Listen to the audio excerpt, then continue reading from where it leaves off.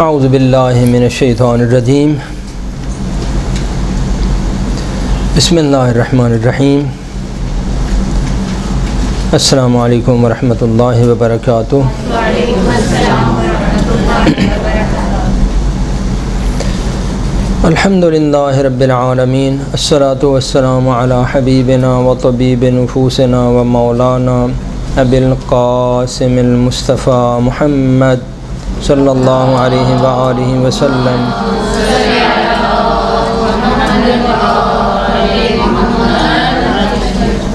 و اہل بیتہ الطیبین الطاہرین المعصومین واللعنۃ الدائمۃ الابدیۃ علی اعدائہم ملعونین من یوم عداوتہم الی قیام یوم الدین، اما بعد۔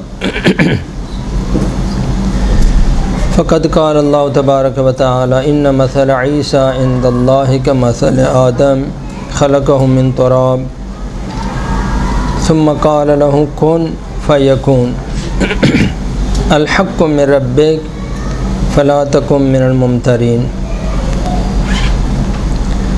فمن حاجک فیہ من بعد ما جاءک من العلم فقل تعالوا ندعو ابناءنا وابناءکم ونساءنا ونساءکم وانفسنا وانفسکم ثم نبتہل فلنجعل لعنۃ اللہ علی الکاذبین ان ھذا لہو القصص الحق وما من الہ الا اللہ وان اللہ لہو العزیز الحکیم۔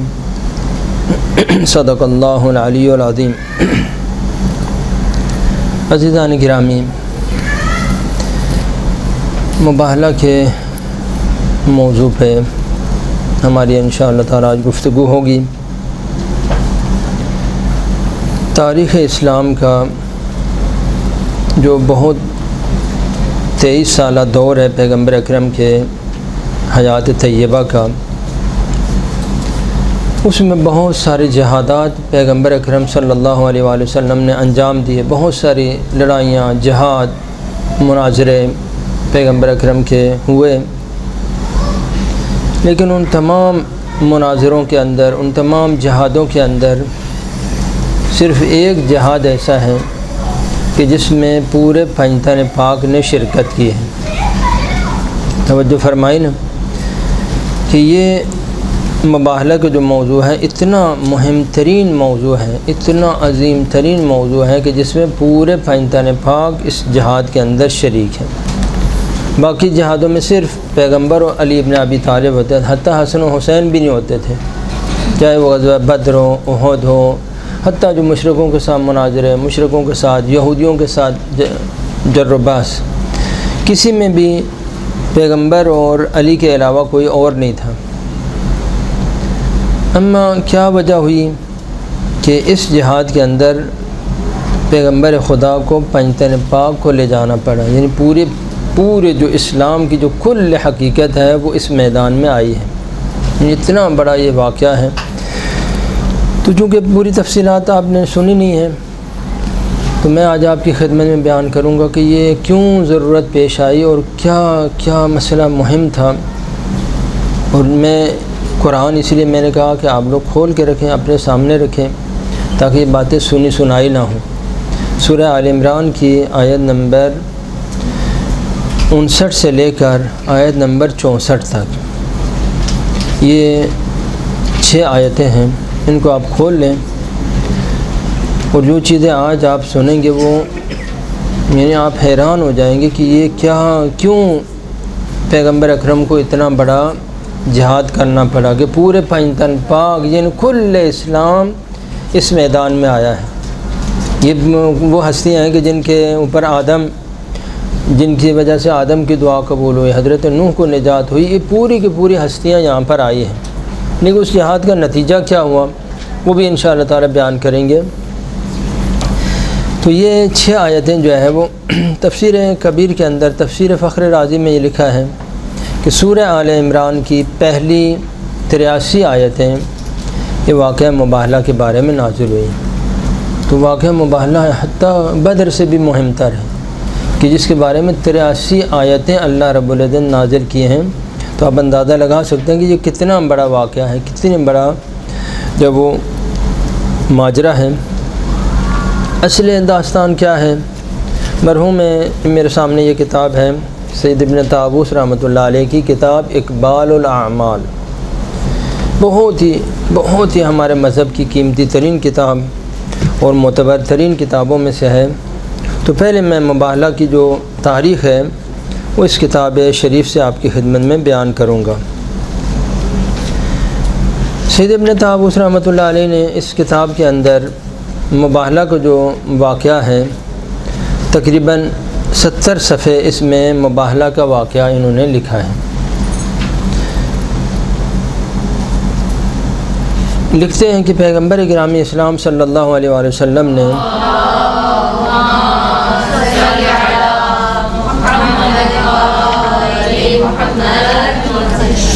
اپنے پیارے 4 صحابہ کو نجران بھیجا۔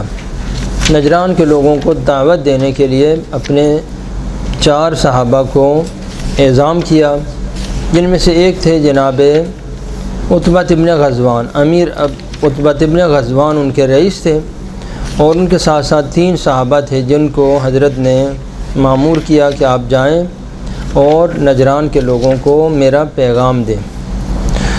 پیغمبر اکرم کے 330 خط جو پیغمبر اکرم نے مختلف سلاطین کو، مختلف جو راجے تھے، محلی جو سردار تھے، اپنے علاقائی جو سردار تھے، ان کو 330 خط پیغمبر اکرم نے لکھے، جن میں جو تاریخ کی کتابوں میں 284 باقی ہیں، باقی جو تھے وہ تقریباً 30 کے نزدیک، 40 کے نزدیک وہ یعنی کہیں ہم تک وصول نہیں ہوئے۔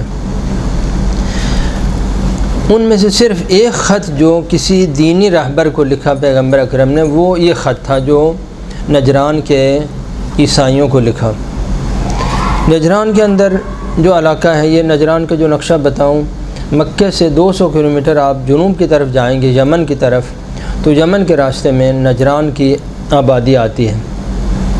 نجران کی جو آبادی ہے وہ قدیم زمانے سے عرب کا جو سب سے ثروت مند اور مالدار علاقہ تھا، وہ نجران کا علاقہ تھا، کہ جس میں یہ 4 صحابہ جن کے نام پہ انہوں نے خط سید ابن طاووس رحمۃ اللہ علیہ نے نقل کیا۔ یہ پوری جو داستان ہے سید ابن طاووس رحمۃ اللہ علیہ فرماتے ہیں کہ ابو المفضل محمد ابن مطلب شیبانی کی کتاب سے اور کتاب مباحلہ سے اور حسن ابن اسماعیل ابن اشناس کی کتاب عمل و ذی الحجہ سے میں نے یہ سارے مطالب انہوں نے نقل کیے ہیں۔ سید ابن طاووس نے کہتے ہیں کہ پیغمبر اکرم نے یہ جو نجران کا علاقہ تھا، اس میں عرب کا ایک سب سے جو بڑا شاہ سوار قبیلہ تھا، جن کو بولتے ہیں بنی حارث بن کعب، جن کی شاہ سواری عرب کے اندر کوئی بھی عرب ان کے مقابلے میں نہیں آتا تھا، بنی حارث بن کعب۔ تو یہ ان کا علاقہ تھا، عرب تھے، یعنی عیسائی ہو گئے لیکن عرب تھے، ذاتاً اصالتاً عرب تھے۔ تو ان کو دعوت اسلام دینے کے لیے عتبہ ابن غزوان جو پیغمبر کے بہت ہی محترم صحابی تھے، عبداللہ ابن امیہ کو جس کو وہ بھیجا، حدیر بن عبداللہ اور صہیب ابن سنان، ان 4 صحابہ کو پیغمبر اکرم نے صرف ایک خط ہے جو کسی دینی رہبر کو، وہ اسقف اعظم نجران کا جو بڑا پاپ تھا، اس کے نام پہ پیغمبر اکرم نے خط لکھا اور ان کو دعوت دی کہ تم لوگ جو ہے باقی لوگ بھی مسلمان ہو گئے ہیں الحمدللہ، جب تم لوگوں کو بھی میرے خیال میں کوئی اعتراض نہیں ہونا چاہیے، تو آپ لوگ بھی اسلام کو قبول کریں، ورنہ پھر جنگ کے لیے تیار ہو جائیں۔ تو یہ 4 صحابہ پیغمبر اکرم کا خط لے کے، جو اسقف نجران تھا اس کا نام تھا ابو حارثہ حسین ابن علقمہ، وہ اتنا محترم تھا، 120 سال اس کی عمر تھی، اور اتنا محترم تھا کہ قیصر روم بھی روم سے اس کے لیے ہدایہ بھیجتے تھے، یعنی واقعاً ایک مقدس اور ایک صالح انسان تھا۔ قیصر روم بھی اس کے لیے ہدیہ بھیجتا، افریقہ کے جو عیسائی بادشاہ تھے وہ بھی اس کے لیے ہدایہ بھیجتے تھے۔ تو بہت ہی عزیز اور محترم شخصیت تھی جناب ابو حارثہ حسین بن علقمہ ان کا نام تھا۔ تو اس کے نام پہ پیغمبر اکرم نے، یہ ایک دینی راہبر جس کے نام پہ خط لکھا وہ پیغمبر اکرم نے یہی خط ہے۔ باقی جتنے میں سب شیاطین، سب سلاطین، اس قسم کے جو وڈیرے ہوتے تھے، مقامی جو وڈیرے ہوتے تھے، ان کو بھیجے۔ اما یہ خط جو ہے نا دینی عنوان سے پیغمبر اکرم نے اس کو لکھا۔ ابو حارثہ کے بارے میں یہاں پر لکھتے ہیں کہ وہ باطناً مسلمان تھا، لیکن بہرحال ابھی اپنی قوم کے سامنے اسلام کا اظہار نہیں کر رہا تھا۔ تو ابو حارثہ نے جب یہ خط آیا تو بنی حارث بن کعب جو تکبر میں اور مالداری میں عرب کے کوئی بھی قبیلہ ان کے برابر نہیں تھا، انتہائی مالدار۔ یہ جو میں نے نجران کا علاقہ بولا ہے اس میں 70 آبادیاں تھیں، یعنی آپ سمجھیں کہ یعنی 2-3 ضلع جو آج کل ہوتے ہیں، فرض کریں سندھ کی ایک مثال دیں، 2-3 ضلع کے برابر جو ہے نا یہ ایک علاقہ تھا۔ آج کل جو سعودی عرب میں جو وہ ہے جھگڑا، جو ابھی سعودی عرب نے جنگ شروع کی یمن کے اوپر، وہ یہ نجران کے اوپر قبضہ کرنے کے لیے انہوں نے، جو نجران میں تیل وہ کش ہوا ہے، تو اب وہ تیل جو ہے نا یہ چاہتے تھے کہ ہم قبضہ کر لیں، تو وہ جنگ انہوں نے کر دی جو ہے نا، وہ جنگ ابھی 8 سال ہو گئے جنگ ہوتے ہوئے۔ تو یہ نجران اتنا مہم، اس زمانے بھی مہم تھا اور آج بھی مہم ہے۔ اس وقت جو ہے نجران کے اندر عرب کا جو لباس کا جو صنعت تھی، پورے کے پورے یہ لباس جو بناتے تھے یہ نجران میں بناتے تھے۔ اصل پورے عرب میں کہیں روئی تو ہوتی نہیں تھی نا، تو ان کو تو لباس کا اصل پتہ ہی نہیں تھا، سارے کے سارے لوگ ننگے ہوتے تھے، صرف کچھ بہت لوگوں کے پاس کچھ چھوٹا موٹا جو ایک شورٹ ٹائپ کا، چھوٹا کچھا بچہ ٹائپ کا ہوتا تھا، یعنی 80% لوگ جب بالکل مکمل ننگے ہوتے تھے۔ تو یعنی کپڑا تھا اتنا مہنگا، ابھی میں بتاؤں گا کہ کپڑا اتنا مہنگا تھا کہ پیغمبر اکرم جب وہ نجران کے ساتھ معاہدہ کیا، عیسائیوں کے ساتھ معاہدہ کیا، تو کہا کہ تم لوگوں نے 2000 جوڑے ہمیں دینے ہیں، حلہ یعنی جوڑا، 2000 جوڑے ہمیں دینے ہیں کہ ہر جوڑے کی قیمت 40 درہم ہوگی، 100 گرام چاندی۔ اب اندازہ لگا لیں آپ، چاندی کی قیمت 100 گرام چاندی ایک جوڑے کی قیمت، جبکہ اس وقت جو ہے وہ ایک بکری 2 درہم کی ہوتی تھی، سمجھ آ گئی نا۔ اور یعنی 2000 جوڑے تم لوگوں نے ہمیں لباس دینا ہے کہ ہر جوڑے کی قیمت 40 درہم ہوگی، یعنی 20 بکریوں کے بعد، بکری ابھی آپ پوچھ لیں جا کے بازار میں، ابھی میرے خیال میں عید قربان گزری ہے، شاید آپ لوگوں کو پتہ ہی ہوگا، مجھے پتہ نہیں ہے کہ کتنی بکری کتنی مہنگی تھی، شاید میرے خیال 50,000 کی تو ہوگی، شاید 60,000 کی، شاید اس سے بھی مہنگی ہوگی، مجھے پتہ نہیں ہے۔ تو آپ اندازہ لگائیں، اس وقت ایک اونٹ کی قیمت 50 درہم ہوتی تھی، اونٹ، بڑا اونٹ جو ہے 50 درہم کا، بکری 2 درہم کی۔ اس وقت پیغمبر اکرم نے ان سے جو معاہدہ کیا تو آپ نے 2000 جوڑے دینے، یعنی وہاں پر یہ کام تھا، ان کو وہاں سے کہیں سے انہوں نے منگوانے تو نہیں تھے، وہاں بناتے تھے۔ اور اتنا وہ مالدار علاقہ تھا کہ کعبے کا جو غلاف تھا، صرف دیباج کا کپڑا، جو جس کو ہم لوگ یا مخمل بولتے ہیں، دیباج عربی میں دیباج بولتے ہیں، مخمل کا یہ بہت ہی پیارا کپڑا ہوتا ہے نا، یہ شنیل بھی بولتے ہیں آپ لوگ، شنیل بولتے ہیں۔ وہ دیباج کا کپڑا یعنی سب سے پہلے جو بنانا شروع ہوا وہ انہوں نے شروع کیا، نجران والوں نے۔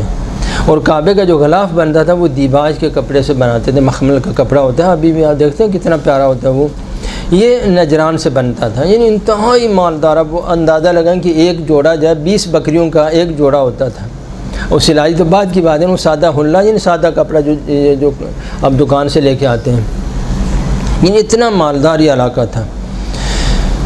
تو ان لوگوں کو خط لکھا، پیغمبر گرامی اسلام نے دعوت دی، تو ابو حارثہ نے تمام جو قبائلی سردار تھے اطراف کے اور یمن سے بھی بلا لیے۔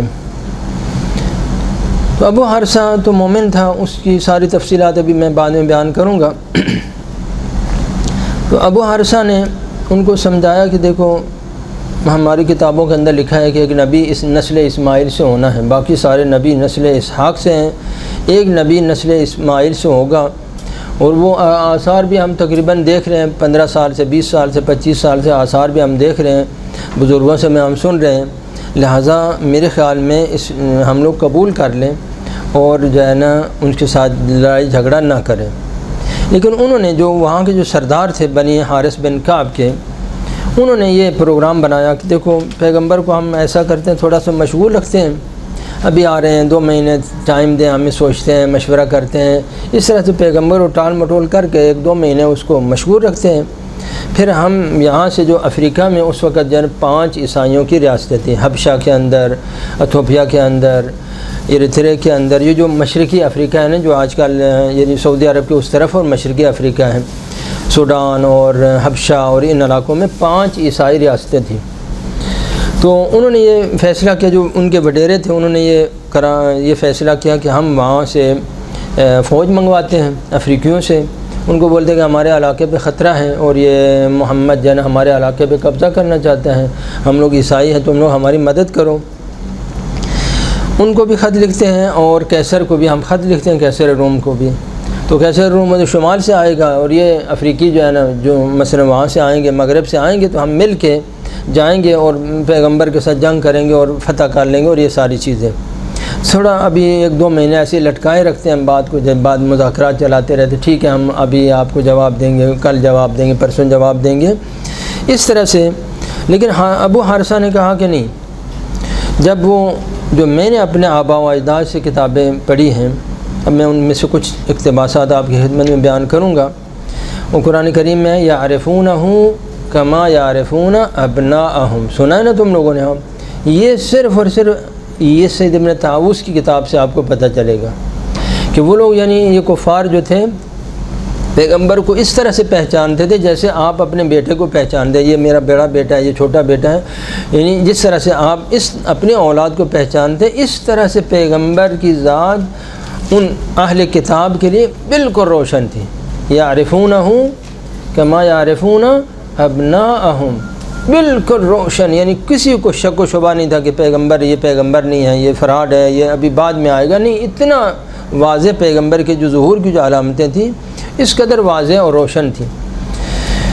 تو ابو حارثہ نے جب یہ جر و بحث شروع ہوئی تو 3 دن ان کا مناظرہ آپس میں ہوتا رہا۔ وہ جو فوجی سردار تھے، جو سیاسی لیڈر تھے، سید اور عاقب ان کا نام تھا، یہ لوگ چاہتے تھے کہ نہیں، ہمیں تسلیم نہیں ہونا چاہیے، ہمیں یہ جو ہے نا ابراہیم کی نسل والا کہاں سے جو ہے نا اسماعیل کی نسل والا تو نبی نہیں ہو سکتا، یہ پتہ نہیں وہ بعد میں نبی ہوگا، اس باتیں کر کے وہ یہ چاہتے تھے کہ بالآخر یہ جو ابو حارثہ ہے یہ بات نہ کر سکے۔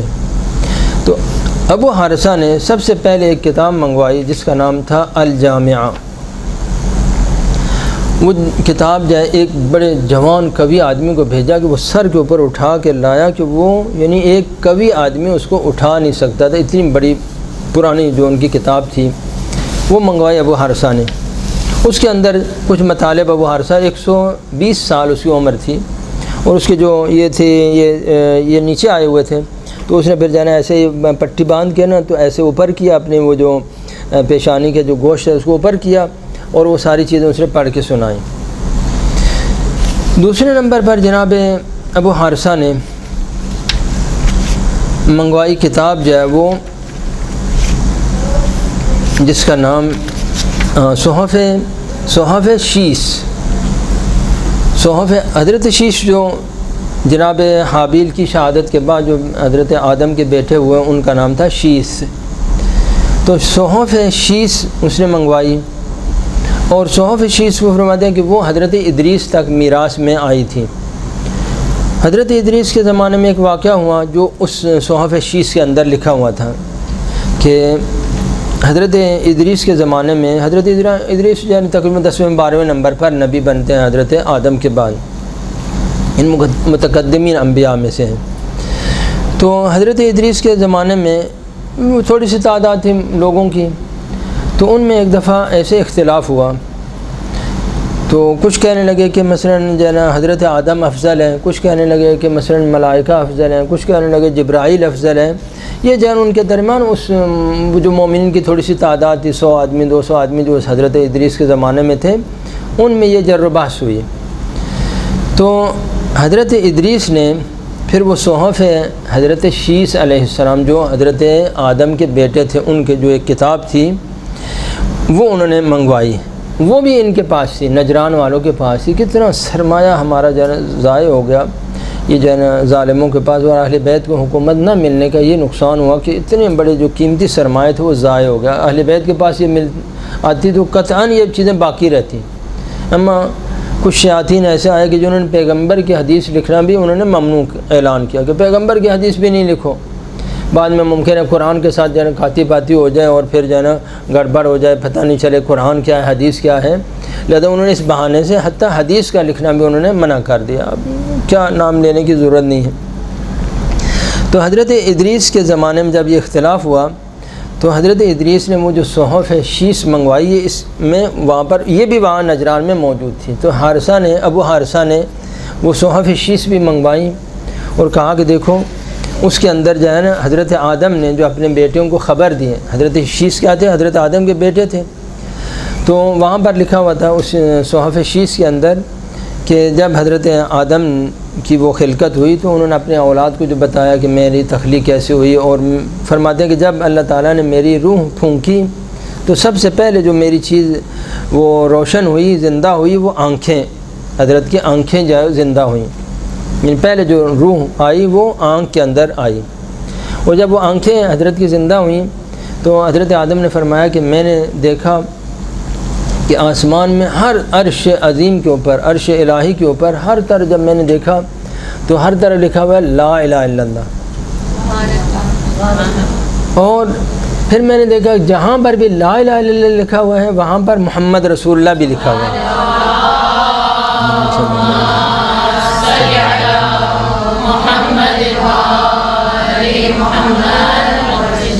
اور جہاں پر بھی یہ کلمہ مبارک لکھا ہوا اس کے ساتھ 3 اور بھی کلمے لکھے ہوئے ہیں. اب وہ نام یہاں پر نہیں ہے. فلان امین اللہ، فلان خیارت اللہ، و فلان صفوت اللہ. یہ 3 بھی یعنی پورے پانچتن پاک کا جو ہے نا پانچوں کے وہ ہوتا تھا، یعنی پیغمبر اکرم کا بھی، مولا علی کا بھی، اور حضرت فاطمہ اور حسن و حسین، یہ پانچوں کا، یعنی فلان صفوت اللہ فلان. تو حضرت آدم یہ کہتے ہیں کہ میں نے جب یہ ساری چیزیں دیکھی تو میں سمجھ گیا کہ اکرم الخلق علی اللہ تبارک و تعالی یہ 5 ہیں جو اللہ کے سب سے محبوب ترین، سب سے جو پیاری مخلوق ہے وہ یہی 5 ہستیاں ہیں کہ جن کو میں نے وہاں پر حضرت آدم نے اپنے بیٹے کو بتایا. اور یہ ساری چیزیں میں نے جو پہلی میری نگاہ پڑی کائنات کے اوپر اور عرش الہی کے اوپر، تو اس میں نے یہ ان 5 کا، جہاں پہ لا الہ الا اللہ وہیں محمد رسول اللہ، وہیں علی ولی اللہ، وہیں فاطمہ صفوت اللہ، حسن خیارت اللہ اور حسین کے بارے میں جو ہے اسی طرح سے یہ 5 کلمے بھی میں نے ہر جگہ اپنی آنکھوں سے مشاہدہ کیے. تو جب یہ ابو حارثہ نے ان کو یہ ساری چیزیں دکھائیں، یہ صحف شیش ہے سریانی زبان کے اندر، یہ حضرت ابراہیم سے پہلے جو تھی وہ سریانی زبان تھی، حتیٰ حضرت ابراہیم اسماعیل کی زبان بھی سریانی تھی.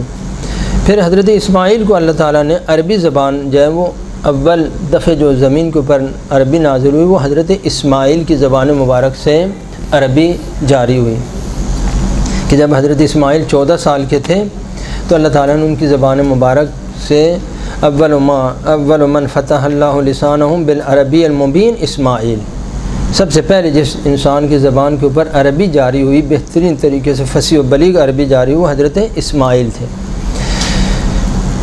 جب یہ بھی نہیں مانے تو پھر جناب ابو حارثہ نے کہا کہ وہ حضرت ابراہیم والا تابوت لاؤ. اتنے تبرکات وہاں تھے، اتنا سرمایہ تھا وہاں پر، جو نجران معمولی علاقہ نہیں تھا. حضرت ابراہیم کا تابوت لاؤ، حضرت ابراہیم کا جو صندوق ہے وہ لاؤ. تو حضرت ابراہیم کا جو صندوق لایا گیا وہ صندوق بھی حضرت ابراہیم کو یہ ورثہ تابوت آدم، یہ حضرت آدم کے زمانے میں سے تھا اور انبیاؤں کے پاس چلتا ہوا وہ حضرت ابراہیم تک پہنچا.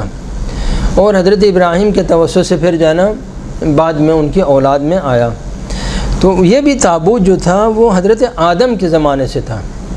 تو اس تابوت میں اس نے کہا کہ یہ تو دیکھنے والی چیز تھی، پڑھنے والی تو نہیں، یہ تو کتابیں تھیں نا. اب آگے آؤ.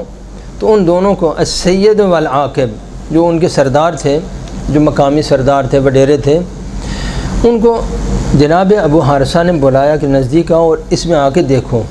اب اس تابوت کے اندر کیا تھا جو حضرت آدم سے چلا آ رہا تھا، اور حضرت ابراہیم نے جب اس تابوت میں دیکھا تو کہتے ہیں کہ جب اس تابوت کے اندر جو میں نے دیکھا حضرت ابراہیم کہتے ہیں تو وہاں پر 5 انبیاء کے جو چھوٹے چھوٹے گھر بنے ہوئے تھے اس تابوت کے اندر، اس صندوق کے اندر 5 انبیاءوں کے جو ہے نا وہ جو انبیاء اولو العزم ہے نا 5، ان کے گھروں کے ماڈل بنے ہوئے تھے کہ یہ حضرت نوح کا گھر ہے، یہ پیغمبر کا گھر ہے، یہ حضرت ابراہیم کا گھر ہے، تو وہ انہوں نے دیکھے۔ اور پھر میں نے وہاں پر 2 بہت ہی نورانی تصویریں دیکھی کہ بہت ہی عظیم، اتنی نورانی کہ اصلاً چشم بصر جو ان کو دیکھ ہی نہیں سکتی، 2 نورانی وہاں پر مجسمے دیکھے۔ تو میں نے حضرت ابراہیم کہتے ہیں کہ میں نے اللہ تعالیٰ سے سوال کیا کہ یا اللہ یہ کیا، یہ جو نورانی چہرے ہیں یہ کیا ہے، مثلا ان کی کیا حقیقت ہے؟ تو اللہ تعالیٰ کی طرف سے آواز آئی فَأَوْحَى اللَّهُ إِلَيْهِ هَذَا عَبْدِي وَصِفْوَتِي الْفَاتِحُ الْخَاتَمُ، کہ یہ میرا محبوب ترین بندہ کہ جو سب سے پہلے بھی ہے اور سب سے آخر میں بھی آئے گا، سب سے پہلے تھا اور انبیاء میں سب سے آخر میں آئے گا۔ وَهَذَا وَسِيعُ الْوَارِث، اور یہ اس کا وسیع ہے، اس کا قائم مقام ہے، جانشین ہے یہ۔ تو حضرت ابراہیم نے کہا کہ یا رب مل فاتح الخاتم، کہ وہ پہلے والا بھی اور آخری والا بھی کون ہے، یعنی سب سے پہلے بھی ہے اور سب سے آخر میں بھی آئے گا۔ تو فرمایا کہ ھذا محمد صلی اللہ علیہ وآلہ وسلم،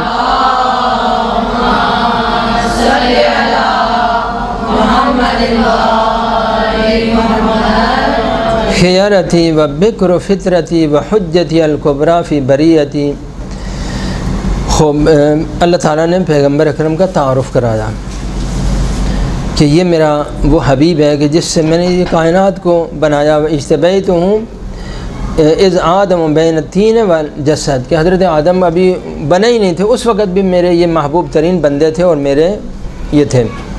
اور پھر فرمایا کہ یہ جو اس کے ساتھ میں ہے یہ ان کا بھائی ھذا علی اخوہ و صدیق اکبر آخیتہم بینہما واخترتہما وصلیت وبارکت علیہما وطہرتہما واخلصتہما، کہ یہ اس کا بھائی ہے علی ابن ابی طالب، جو ساتھ میں تمہیں نظر آ رہے ہیں ایک نورانی چہرہ، یہ ان کے بھائی ہیں علی ابن ابی طالب۔ پھر حضرت ابراہیم نے دیکھا کہ 12 اور بھی صورتیں نظر آ رہی ہیں وہاں پر اس تابوت کے اندر، جو حضرت آدم سے وہ بھی اللہ تعالیٰ کی طرف سے آیا تھا، کوئی حضرت آدم نے تو نہیں بنایا تھا، وہ بھی اللہ تعالیٰ کی طرف سے ہدیہ آیا تھا جو انبیاء زیارت کرتے تھے، جس کی حضرت ابراہیم زیارت کر رہے ہیں تو دیگر انبیاء ما سبق بھی زیارت کرتے ہوں گے۔ تو کہا کہ یہ میں 12 صورتیں اور بھی دیکھ رہا ہوں، یہ 12 صورتیں کیا ہیں کہ تکاد تطلع اجسامہم لحسنھا نورا، کہ ان کے حسن و جمال کی وجہ سے ان کے جو چہرے تھے وہ نورانی تھے۔ تو یہ بھی میں 12 تصویریں دیکھ رہا ہوں۔ تو اللہ تعالیٰ نے کہا کہ یہ جو 12 تصویریں ہیں، یہ ایک تو محمد مصطفیٰ صلی اللہ علیہ وسلم کی بیٹی ہے،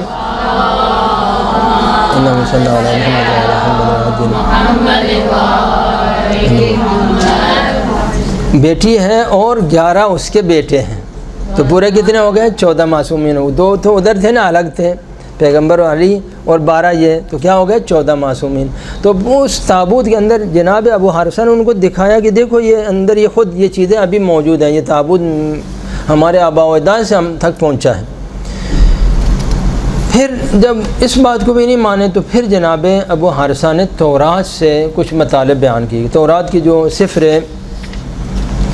السفر الثانی من التورات، کہ اس کی جو دوسری کتاب ہے تورات کی، تو اس کے اندر جو ہے نا دوسری کتاب، سفر بولتے ہیں عربی میں کتاب کو، اس سے جو ہے نا کچھ مطالب بیان کی کہ میں جو ہے نا نسل اسماعیل سے ایک نبی کو بھیجوں گا، کہ جو یہ نسل اسماعیل سے اور کوئی نبی نہیں ہوا، حضرت اسماعیل نبی تھے، ان کے بعد کوئی اصل نبی نہیں ہوا، پہلے نبی جو ہے نسل اسماعیل میں سے وہ حضرت پیغمبر گرامی اسلام ہے، تو میں اس کو بھیجوں گا۔ پھر آخر میں جناب ابو حارثہ نے انجیل سے بھی، انجیل کی جو کتاب ہے المفتاح الرابع، اس کی جو چوتھی چابی اب کہیں پتہ نہیں چوتھی صورت تھی وہ، اس کے اندر ایک بہت ہی پیاری اور عجیب وہاں روایت ہے، روایت کے الفاظ ہیں، وہ اس نے جناب ابو حارثہ نے ان کو پڑھ کے سنائی۔ یہ دیکھو یہ سارے کے سارے یہ پیغمبر کی ساری تفصیلات ہماری کتابوں کے اندر ہیں، تورات کے اندر دکھائی، پھر انجیل کے اندر دکھائی، پھر وہ تابوت حضرت ابراہیم کے اندر دکھائی، صحیفہ حضرت شیش کے اندر دکھائی، یہ سب چیزیں۔ اب وہاں وہ جو داستان ہے وہ بہت ہی پیاری داستان ہے کہ میں ابھی اس کو آپ کی خدمت میں بیان کروں، یا ایک تھوڑا سا وقفہ لے لیتے ہیں تاکہ یہ پھر جو ہے میں اس کو بعد میں بیان کروں۔ صلوات پڑھ لیں۔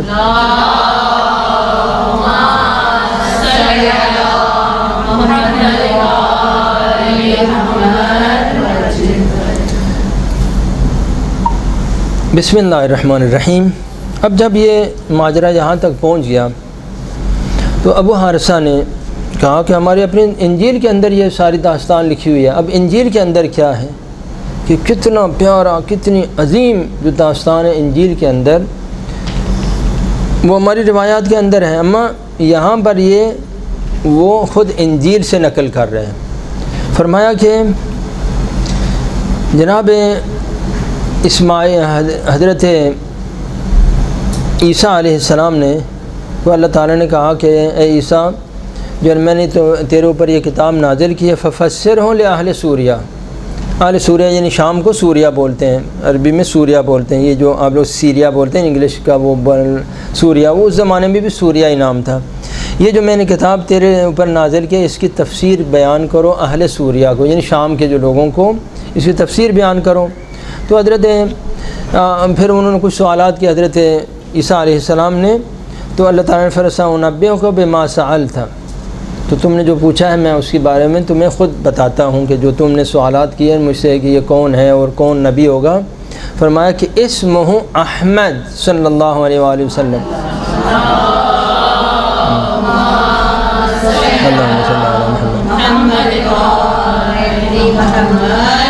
کہ ان کا نام مبارک جو ہے وہ یہ منتخب من ذریت ابراہیم و مصطفیٰ من سلالت اسماعیل، کہ یہ پسندیدہ اور چنے ہوئے ہیں حضرت ابراہیم کی ذریت سے اور چنے ہوئے ہیں حضرت اسماعیل کی اولاد میں سے۔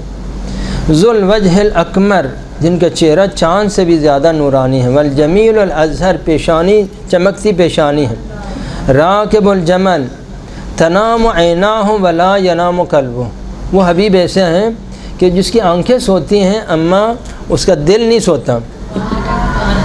وَيَبْعَثُ اللَّهُ فِي أُمَّةٍ أُمِّيَّةٍ مَا بَقِيَ اللَّيْلُ وَالنَّهَارُ، اللہ تعالیٰ ان کو ایک ان پڑھ قوم کے اندر مبعوث کرے گا کہ مولدہ فی بلد ابیہ اسماعیل، کہ جس کی ولادت اپنے دادا کے شہر میں اسماعیل کے شہر میں ولادت ہوگی، یعنی مکہ۔ کثیر الازواج قلیل الاولاد، بیویاں زیادہ ہوں گی اما اولاد کم ہوگی، اور پیغمبر اکرم کی اولاد بہت تھوڑی ہے۔ نسلہ من مبارکۃ صدیقہ، کہ پیغمبر کی جو نسل ہوگی، میرے حبیب کی جو نسل ہوگی وہ مبارکہ بیٹی سے ہوگی اور وہ صدیقہ بیٹی ہوگی۔ یکون لہا منہا ابنۃ، یہ حضرت خدیجہ ہے، اس سے مبارکہ سے مراد حضرت خدیجہ ہے، حضرت خدیجہ کا بھی وہاں پر تعارف یہ کتاب انجیل کے اندر۔ نسلہ من مبارکۃ صدیقہ، یکون لہا منہا ابنۃ لہا فرخان، اس حضرت خدیجہ سے ایک بیٹی پیدا ہوگی جس سے دو پیارے بیٹے پیدا ہوں گے، سیدان یستشہدان، جو شہید کیے جائیں گے، دو بیٹے ہوں گے اور ان کو شہید کیا جائے گا۔ اجعل النسل احمد منہما، کہ میں پیغمبر کی جو نسل ہے وہ ان دونوں بچوں سے قرار دوں گا جو فاطمہ زہرا سے ہوں گے۔ فطوباہما ولمن احبہما، تو ان کے لیے بھی مبارک ہے اور جو ان سے محبت کرتے ہیں ان لوگوں کے لیے مبارک ہے۔ یہ باتیں اس جناب ابو حارثہ نے اپنی انجیل سے ان کے سامنے بیان کی۔ وشاہدہ ایام، خوش نصیب ہیں وہ لوگ جو ان کے زمانے میں پیدا ہوں گے، وہ خوش نصیب ہیں۔ ونصرہما، اور جو ان کی مدد کریں، حسن و حسین کی مدد کریں گے۔ پھر حضرت عیسیٰ نے وہ سوال کیا کہ وہ مثلا یہ طوبہ جو آپ نے، یا اللہ طوبہ جو بولا، یہ طوبہ کیا ہے؟ تو اللہ تعالیٰ نے بتایا وہ طوبہ جنت میں ایک درخت ہے کہ جو جنت کا سب سے جو مرکزی اور اصلی ترین درخت ہے، وہ جو سب جنت کے ہر گھر کے اندر اس کی شاخ ہوگی، اور وہ سارا کے ساری تفصیلات پھر اللہ تعالیٰ نے بیان کی۔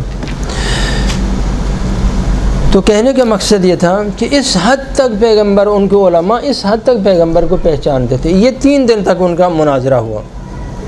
اب مناظرہ ہونے کے بعد چونکہ مالدار تھے یہ لوگ، اب وہ لوگ وہاں سے فیصلہ یہ ہوا کہ ہم 60 آدمی یہاں سے چلتے ہیں، مدینے جائیں گے اور جا کے دیکھتے ہیں یہ پیغمبر کیا ہے، مثلا اس قسم کا تحقیقات کرتے ہیں، اگر پسند آئے تو ایمان لے آئیں گے، نہیں آئے تو پھر ایمان نہیں لائیں گے، جو بھی ہوگا بابی مذاکرات کے لیے چلتے ہیں۔ جب وہ لوگ مدینے آئے تو اب سب کے سب سونا چاندی سے لدے ہوئے، وہ سونے کی انہوں نے پہنی ہوئی جو ہے نا وہ سلیبیں اپنے گلے میں پہنی ہوئی ہیں، پھر جو ہے نا کڑے پہنے ہوئے بڑے بڑے موٹے، انگوٹھیاں پہنی ہوئی ہیں سونے کی، سب زیورات سے لدے ہوئے کہ ما رأینا وفدا اجمل من ہؤلاء۔ مدینے والے تو دیکھ کے حیران ہو گئے، جو قارون کی داستان ہے قرآن میں تم لوگوں نے، ہاں کہ قارون کو دیکھ کے تو سب بولتے تھے یا اللہ یا لیتنا مثل ما اوتی قارون۔ ہاں یہ لوگ بھی حیران ہو گئے، سونے کی عصا پکڑی ہوئی ہے، سونے کی جو ہے 20 چوڑیاں پہنی ہوئی ہیں ہاتھوں کے اوپر، تو یہ تو کاش کہ ہم بھی۔ مدینے والے جب انہوں نے دیکھا ما رأینا وفدا اجمل من ہؤلاء، اس سے خوبصورت، اس سے اچھا کوئی وفد ہم نے اصلاً مدینے میں دیکھا ہی نہیں۔ اب وہ اس حالت میں آئے، جب وہ آئے مدینے میں تو ان کے سونا چاندی اور ان جواہرات اور ان چیزوں کو دیکھ کے پیغمبر اکرم تو جو زاہد تھے ان کو تو کوئی توجہ نہیں ہوئی، تو بجائے ان کے وہ سمجھ رہے تھے کہ بڑا استقبال ہوگا ہمارا، کہ ہمارے مال و دولت کو دیکھ کے بڑا وہاں پر استقبال ہوگا، تو پیغمبر نے مطلقاً اعتنا نہیں کیا۔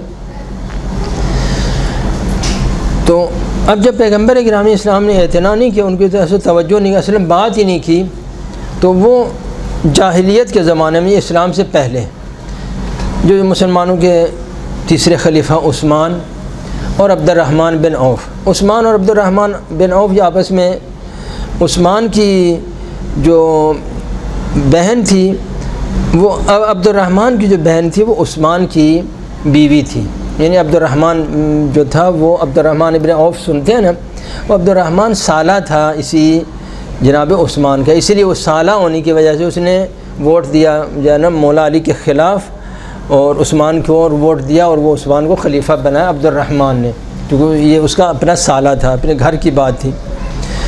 تو یہ دونوں جاہلیت میں یعنی اسلام سے پہلے جب بھی یمن تجارت کے لیے جاتے تو یہ لوگ وہاں پر نجران سے رہتے تھے، تو نجران کے لوگ ان دونوں سے آشنا تھے، تو انہوں نے ان سے کہا کہ بھئی ہم وہاں سے آئے ہیں تو پیغمبر تو ہمیں کوئی سلام نہیں کر رہے، تو آپ ذرا بتائیں کچھ۔ انہوں نے کہا ہمیں تو کوئی پتہ نہیں ہے، کیوں نہیں پیغمبر تم لوگوں سے بات کر رہے؟ تو کہا کہ علی ابن ابی طالب سے پوچھو۔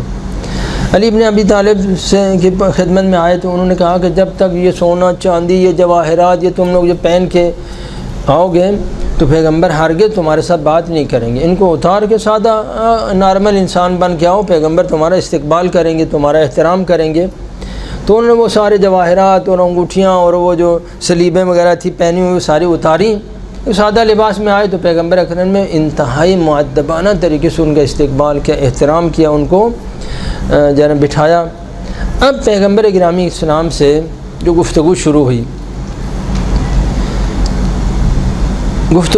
اور 3 دن تک مناظرہ ہوتا رہا، 3 دن تک مناظرہ ہوتا رہا کہ جس کا یعنی آج جبرائیل آ رہے ہیں، دوسرے دن جبرائیل ہیں، 83 آیتیں سورہ آل عمران کی ان 3 دنوں کے اندر نازل ہوئی۔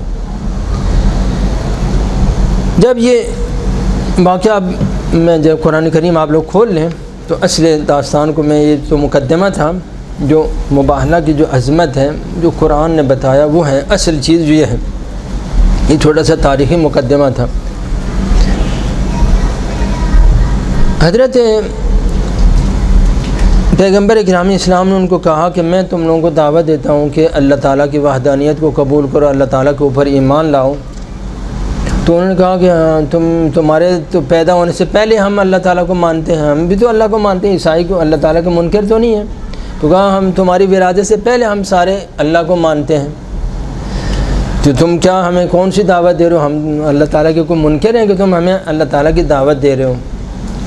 یہ جو ہے آیت نمبر آپ نکال لیں آیت نمبر 59 اور 60 اور 61 62 63 64، یہ یعنی 6 آیتیں ہیں جو میں باتیں بتاؤں گا نا آپ حیران ہو جائیں گے کہ یہ کیا مباہلہ کیا ہے، یعنی واقعاً اس کے لیے پنج تن پاک کی ضرورت تھی۔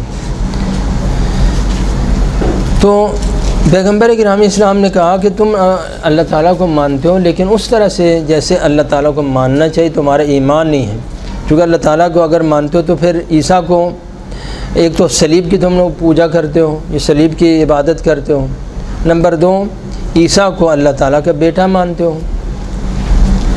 تو ایک نے کہا کہ عیسیٰ جو ہے نا اللہ تعالیٰ کا بیٹا ہی تو ہے، اور کیا ہے؟ حضرت عیسیٰ کو ہم اس لیے خدا مانتے ہیں، اللہ مانتے ہیں، رب مانتے ہیں کہ حضرت عیسیٰ مردوں کو زندہ کرتے تھے، حضرت عیسیٰ جو ہے نا مثلاً وہ جو نابینا ہوتے تھے ان کو شفا دیتے تھے، اس لیے ہم ان کو رب مانتے ہیں۔ تو کہا کہ پیغمبر گرامی اسلام نے کہا کہ نہیں، عیسیٰ ایک اللہ کا مخلوق تھی اور اللہ تعالیٰ نے اس کو رحم حضرت مریم کے اندر پیدا کیا اور اللہ تعالیٰ نے ان کو یہ طاقت عطا کی۔ کوئی ایسا نہیں کہ عیسیٰ رب تھا۔ اور تو جب پیغمبر اکرم نے کہا کہ حضرت عیسیٰ جو مریم سے پیدا ہوئے تو ایک نے ان میں سے کہا کہ خوب بتاؤ پھر اس کا باپ کون تھا؟ ہاں جو اگر وہ فرض کریں عیسیٰ اگر اللہ کا بیٹا نہیں ہے، مریم ماں تو ہے، تو اس کا باپ پھر کون تھا؟ تو اس وقت اللہ رب العزت نے یہ آیت نازل کی، ان مثل عیسیٰ عند اللہ کمثل آدم خلقہ من تراب، آیت نمبر 59۔ ہاں 59 اور 60 یہ آپ نکال لیں، ہاں جو کہ بہت ہی اہم باتیں ہیں، آل عمران کی آیت نمبر 59۔ تو اس نے کہا کہ اگر عیسیٰ جب مریم سے پیدا ہوئے تو اس کا باپ کون ہے؟ پھر باپ نہیں ہے تو اس کا مطلب اللہ اس کا باپ ہے۔ تو اللہ تعالیٰ نے آیت نازل کی، ان مثل عیسیٰ عند اللہ کمثل آدم خلقہ من تراب، کہ حضرت عیسیٰ کی مثال آدم کی طرح ہے کہ جو آدم کو مٹی سے بنا سکتا ہے بغیر ماں باپ کے، تو وہ خدا اس بات کی کوئی مشکل ہے اس کے لیے کہ خالی ماں سے بچے کو پیدا کر لے؟ تو کون سی اس کے لیے مشکل ہے جو مٹی سے بنا سکتا ہے؟ تو ایک انسان ایک طرف تو یہاں پر ہے نا، وہاں تو کچھ بھی نہیں تھا، تو بنا لیا، تو یہاں ایک طرف تو ہے، تو کیوں نہیں بنا سکتا؟ ثم قال لہ کن فیکون، تو جو آدم کے لیے کون کہہ سکتا ہے تو عیسیٰ کے لیے بھی کہہ سکتا ہے، کوئی مشکل نہیں اس کے لیے۔ تو پھر بھی انہوں نے نہیں مانا، پھر بھی نہیں مانا۔ تو اللہ تعالیٰ نے کہا الحق من ربک فلا تکن من الممترین، پیغمبر اب چھوڑ، یہ نہیں مان رہے تو 3 دن تک پیغمبر اور مولا علی اور صحابہ مناظرہ کر رہے ہیں، اللہ تعالیٰ بھی مدد کر رہا ہے پیچھے سے، جبرائیل آ رہا ہے، ہر روز جبرائیل آ رہا ہے، 5 آیتیں 10 آیتیں، دونوں ساری کے پورا جو ادھر کا نظام ہے وہ لگا ہوا ہے ان کے سامنے۔ ہاں جن کے سامنے مشرک تسلیم ہو گئے، کفار تسلیم ہو گئے، قبائل تسلیم ہو گئے، لیکن ان کے ساتھ لڑائی کرنے کے لیے، مباحثہ کرنے کے لیے اللہ تعالیٰ بھی پشت میں ہے، جبرائیل بھی آ رہا ہے، مولا علی بھی ہے، صحابہ بھی ہیں، پیغمبر بھی ہیں مناظرہ کرنے والے، لیکن یہ شیاطین کیا ہے؟ نہیں مان رہے۔ آخر میں وجہ بیان کروں گا کیوں نہیں مانے۔ تو اللہ تعالیٰ نے پھر پیغمبر کو یعنی اتنی جر و بحث کے باوجود پھر اللہ تعالیٰ نے پیغمبر کو تسلی دی، یا رسول اللہ چھوڑ دو، پھر الحق من ربک فلا تکن من الممترین، کہ حق تیرے رب کی طرف سے ہے، اور یا رسول اللہ تم خود شک و شبہ میں نہیں پڑ جاؤ۔ اتنی جر و بحث ہوئی، اتنی مناظرہ ہوا کہ یعنی ڈر تھا کہ پیغمبر کو بھی وہ نعوذ باللہ مغالطے میں ڈالیں، یعنی اتنا بڑا یہ کام ہو رہا تھا۔ فلا تکن من، تو یہ پیغمبر تم شک نہ کرو، تمہیں کیا ضرورت ہے شک کرنے کی، الحق من ربک۔ اب جب یہ 3 دن اتنا بڑا جو قضیہ ہو گیا تو اب اللہ تعالیٰ نے اس آیت نمبر 61 کو نازل کیا، فمن حاجک فیہ من بعد ما جاءک من العلم فقل تعالوا ندعو ابناءنا وابناءکم ونساءنا ونساءکم وانفسنا وانفسکم ثم نبتہل فنجعل لعنۃ اللہ علی الکاذبین۔ آیت نمبر 61 جب وہ اللہ تعالیٰ نے نازل کی، یہ فمن حاجہ، محاجہ بولتے ہیں احتجاج، اور یہ جو جر و بحث ہوتا ہے اس کو محاجہ، مناظرہ کو محاجہ بولتے ہیں، یہ ایک دوسرے کے، میں تمہارے اوپر احتجاج کرتا ہوں، تم میرے اوپر احتجاج کر دو، میں تمہارے خلاف دلیل لاتا ہوں، تم میرے خلاف دلیل لاتے ہو، اس کو بولتے ہیں محاجہ۔ فمن حاجک فیہ، یہ جو حق و باطل کے بارے میں، فیہ اوپر جو عیسیٰ کے بارے میں اور حق کے بارے میں جو چیزیں ہیں، من بعد ما جاءک من العلم، جو علم اللہ تعالیٰ نے تمہیں عطا کیا اس کے باوجود کوئی پھر بھی آ کر تمہارے ساتھ مناظرہ کرے، محاجہ کرے، فقل تعالوا ندعو ابناءنا وابناءکم ونساءنا ونساءکم، تو اب ان کو بولو پھر کیا کریں، اب جر و بحث کا تو فائدہ نہیں ہے۔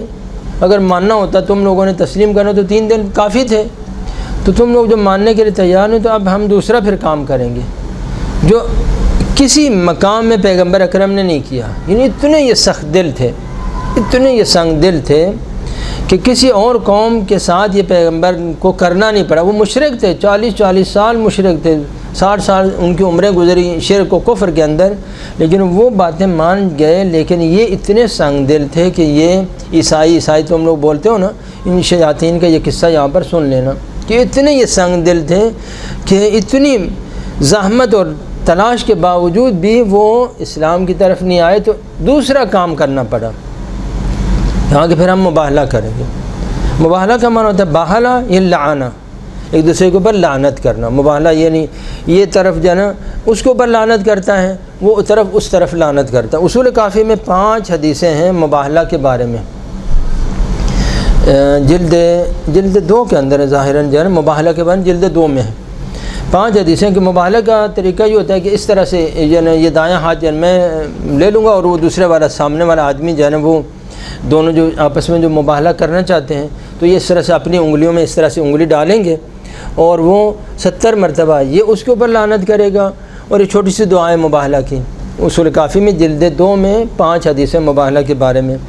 تو یہ اس کے اوپر لعنت کرے گا اور وہ اس کے اوپر وہ دعا پڑھ کے پھر یہ لعنت کریں گے، تو جس کے بارے میں بھی وہ ہوگا وہ باطل ہوگا، وہ وہیں پر بحمد اللہ تعالیٰ ہلاک ہو جائے گا، فنار ہو جائے گا۔ یہ مباہلہ یہ نہیں، فقط یہ نہیں ہے کہ نبوت کے بارے میں، اور بھی دینی موضوعات کے بارے میں یہ ہے۔ یعنی حتیٰ پیغمبر کے زمانے میں بھی، بعد میں بھی صحابہ کے زمانے میں بھی اور ائمہ کے زمانے میں بھی لوگ مباہلہ کرتے تھے۔ جناب ابن عباس نے بھی ایک دفعہ چیلنج کر دیا کہ اگر تم لوگ نہیں مانو گے تو میں مباہلہ کرنے کے لیے تیار ہوں، جناب ابن عباس نے۔ تو اب یہ مباہلہ کا جو طریقہ تو سمجھ آ گیا نا کہ وہاں پر بیٹھنا ہوتا ہے، 2 زانوں بیٹھ کے نا ایسے ہی، تو پھر وہاں پر وہ بھی اس کے ہاتھ کو پکڑتا ہے، اس طرح سے ہاتھ پکڑ کے ایسے انگلیوں میں انگلیاں ڈال کے تو ایک دوسرے کے اوپر وہ ایک چھوٹی سی دعا میں بھی یہاں پر اس سے بتاؤں گا اقبال الاعمال سے، تو وہ جو ہے پڑھ کے پھر وہاں سے انہوں نے آپس میں ایک دوسرے کے اوپر لعنت کرنی ہے، تو اللہ تعالیٰ کا وہیں سے فیصلہ ہو جاتا ہے۔ کوئی انتقام میں اللہ تعالیٰ کے جو غضب میں وہ پھر جلدی سے اللہ تعالیٰ غضب نازل ہوتا ہے۔ تو اب اللہ تعالیٰ نے ایک نقشہ بتایا کہ جب آنا ہے تو کس طرح سے، نہ دو اب نہ آنا، آگے بیٹے ہوں گے، پیچھے وسط میں نساء ہوں گی اور آخر میں انفس ہوں گے، آخر میں۔ لہذا پیغمبر نے جو جانے کا جو نقشہ بنایا تو بے نہیں، چونکہ قرآن کی جو ترتیب تھی اسی کے مطابق آگے پیغمبر اور حسنین کریمین، چونکہ پہلی لائن میں اللہ تعالیٰ نے کیا بولا، ابناءنا، پھر دوسری لائن میں اللہ تعالیٰ نے بولا نساءنا، فاطمہ زہرا وسط میں، تیسری لائن میں بولا انفسنا۔ تو تیسری لائن میں یعنی پہلی لائن میں جو پیغمبر اور حسنین کریمین، اور دوسری میں حضرت فاطمہ، اور تیسری میں جناب امیر المومنین علی ابن ابی طالب، چونکہ آیت اس طرح سے نازل ہوئی تھی لہذا اسی نقشے کے مطابق پیغمبر اکرم نکلے۔ اب قرار یہ ہوا مسجد النبی سے 1 کلومیٹر مشرق کی طرف، بالکل سیدھا مشرق کی طرف ایک سرخ رنگ کا ٹیلہ تھا، وہاں پر ریت کا ٹیلہ تھا، تو اس ٹیلے میں یعنی جو ہے نا وہ وہاں پر پیغمبر اکرم نے کہا کہ وہاں پر ہم لوگ مباہلہ کریں گے، وہ ایک مقدس جگہ ہوگی، اب پیغمبر کو پتہ تھا، تو وہاں مباہلہ کے طے ہوا۔ اب پیغمبر اکرم جب نکلے تو یہاں پر یہ ابو حارثہ نے، یہ عبارت جو میں آپ کو پڑھ کے سناتا ہوں، شاید ابھی میں نے بند کر دی، شاید نہ ملے۔ ابو حارثہ نے کہا کہ دیکھو اگر یہ آیا نا کل محمد جو ہے اپنے لاؤ لشکر لے کے، اپنے سرداروں کو لے کے، اپنی فوج کو لے کے، تلواریں لے کے، سمجھو اندر سے خالی ہے، صرف ڈرا دھمکا کے یہ کام چلا رہا ہے، اندر کچھ بھی نہیں ہے، پھر تم لوگ مباہلہ کرنا۔ لیکن اگر آیا اپنے خاص الخاص لوگوں کو لے کے، کسی لاؤ لشکر کو نہیں لایا، تلواریں نہیں لایا، کو مثلا اس قسم کا وہ لوگ لے کے نہیں آیا، تو اس کا مطلب کچھ ہے اس کے پاس، جس کو خوف نہیں ہے نا اپنے جو ہم جب بد دعا کریں گے، ہم تو اللہ کے محبوب ہیں، ہم بد دعا کریں گے اسی وقت ہلاک ہو جائے گا۔ اگر یہ اپنے خاص لوگوں کو لے کے آیا تو سمجھو کہ اس کے پاس کوئی چیز ہے، یہ حقیقت اس کے پاس ہے، لہذا پھر مبالغہ نہیں کرنا۔ لیکن اگر وہ ایسے غنڈے بدماش لے کے آیا اور سرداروں کو لے کے آیا اور بڑے بڑے جب پہلوانوں کو لے کے آیا اور مثلا اس قسم کا، تو سمجھو کچھ نہیں ہے، صرف ڈرا دھمکا کہ یہ ہم کو کرنا چاہتا ہے، سمجھ آئی نا، روب و دبدبے سے کام چلانا چاہتا ہے۔ تو جب اگلے دن جو پیغمبر اکرم مباہلہ ہوا 24 ذی الحج کو، 3 قول ہیں، ایک قول ہے 21 ذی الحج، ایک قول ہے 24 ذی الحج، ایک قول ہے 27 ذی الحج۔ تو مباہلہ کے لیے پیغمبر اکرم اسی کیفیت میں جب انہوں نے دیکھا کہ یہ تو 5 آدمی آ رہے ہیں، اور پیغمبر اکرم ویسے ہمیشہ اچھا لباس پہنتے تھے، لیکن اس دن حضرت نے بالکل معمولی لباس پہنا، انتہائی معمولی سادہ لباس پہنا، اور ایک انتہائی سادہ کیفیت میں پیغمبر گرامی اسلام اپنے گھر سے جب نکلے تو وہ قرار تھا وہ 1 کلومیٹر دور جو جگہ ہے وہاں پر جائیں گے، الکثیب الاحمر، ایک سرخ رنگ کا ٹیلہ تھا وہاں پر۔ اب وہاں پر جب انہوں نے دیکھا، وہ بھی وہاں پر کہیں ان کے بھی خیمے ویمے وہاں لگے ہوئے تھے، تو انہوں نے جب دیکھا کہ یہ لوگ آ رہے ہیں، نہ وہ تلواریں ہیں، نہ کوئی غنڈے ہیں، نہ کوئی مثلا اس قسم کے کوئی لاؤ لشکر ہے، یہ تو 3-4 آدمی آئے، اس کا مطلب کچھ ہے، اس کے پاس کچھ ہے، یہ خالی نہیں ہے۔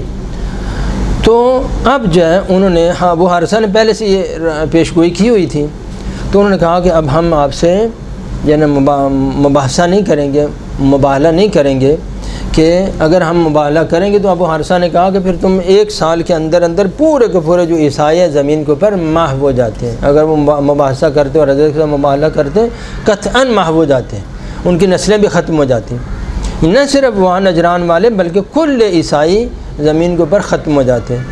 تو انہوں نے پھر مباہلہ نہیں کیا، تو فنجعل لعنۃ اللہ علی الکاذبین، اللہ تعالیٰ کو حکم تھا کہ ہم ان کے اوپر لعنت کریں گے۔ اب دیکھیں آیت نمبر 62 جو ہے نا، ذرا دیکھیں اس کو، کیونکہ ہمارے ممبر کے اوپر تو جو پڑھا جاتا ہے وہ یہی تھا جو میں نے آپ کو سنا دیا کہ انفسنا وانفسکم ثم نبتہل فنجعل لعنۃ اللہ علی الکاذبین۔ علی ابن ابی طالب سے کسی نے سوال کیا کہ یا علی، قرآن میں جو آپ کی سب سے بڑی فضیلت ہے وہ کون سی آیت ہے جس میں آپ کی فضیلت اللہ تعالیٰ نے بیان کی ہے؟ تو امیر المومنین فرمایا کہ یہ آیت ہے کہ جس میں اللہ رب العزت نے مجھے جان رسول قرار دیا ہے، نفس رسول قرار دیا ہے۔ اللہم صلی اللہ علیہ وسلم۔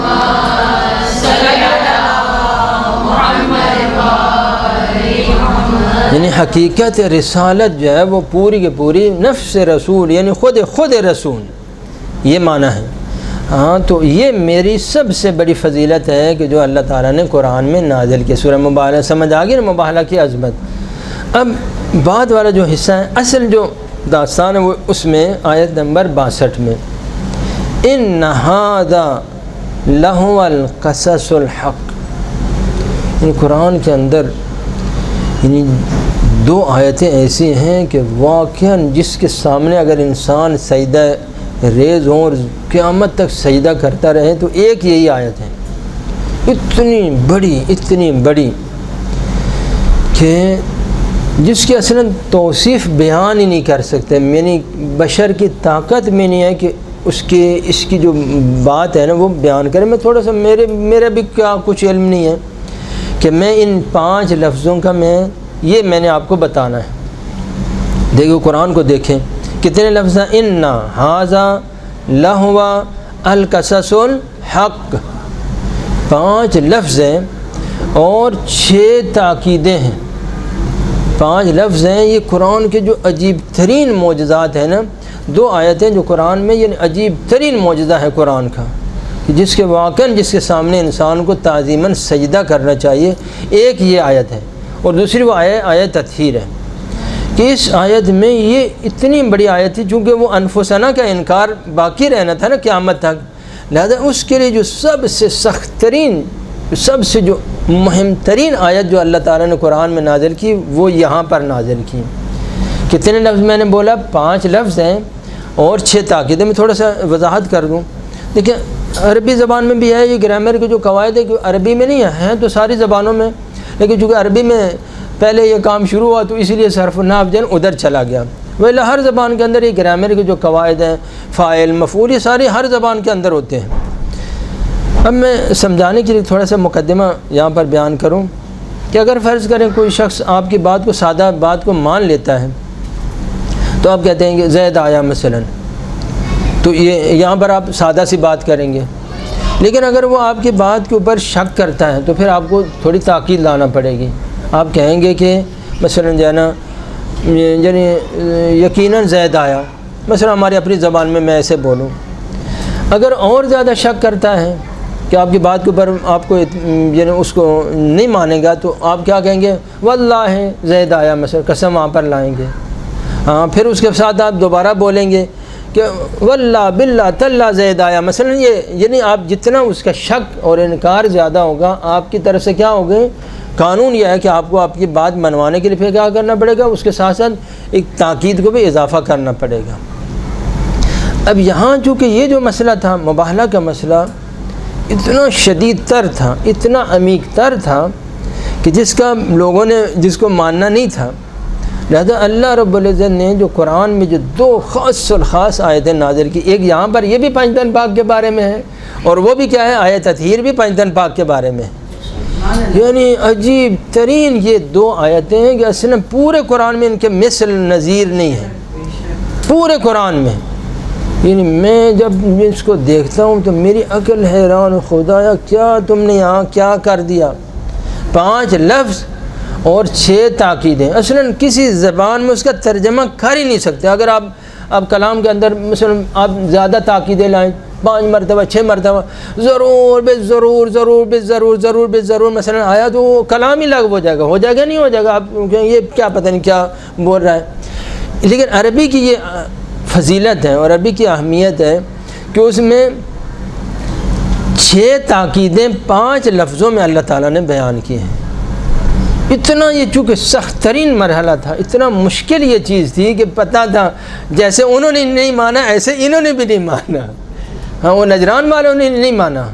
5 دن پاک اتنے خناس تھے، یہ اتنے یہ شیاطین تھے کہ جن کے مقابلے پورے 5 دن پاک گئے لیکن پھر بھی اسلام کو قبول نہیں کیا نا، یا کر لیا. ہاں یہ ہمارے وہ ہاں ان کے بارے میں نرم گوشہ نہیں، وہ اتنے یہ ان تمام مشرکوں سے بھی خبیث تر تھے. پیغمبر اکرم سے کسی نے سوال کیا، میں بتاؤں کہ کیوں انہوں نے اسلام کو قبول نہیں کیا. پیغمبر اکرم سے کسی نے سوال کیا، یا رسول اللہ انہوں نے ذلت کو قبول کر لیا، 2000 جوڑے کپڑا دینا انہوں نے قبول کر لیا. 1000 جوڑا کپڑے دیں گے ہم سفر میں، ماہ سفر میں 1000 جوڑا کپڑا دیں گے ماہ رجب میں. 2000 جوڑے، اور وہ بھی جوڑا بھی میں نے بتایا نا کہ جو 20 بکریوں کی قیمت کا برابر 1 جوڑا ہوتا تھا.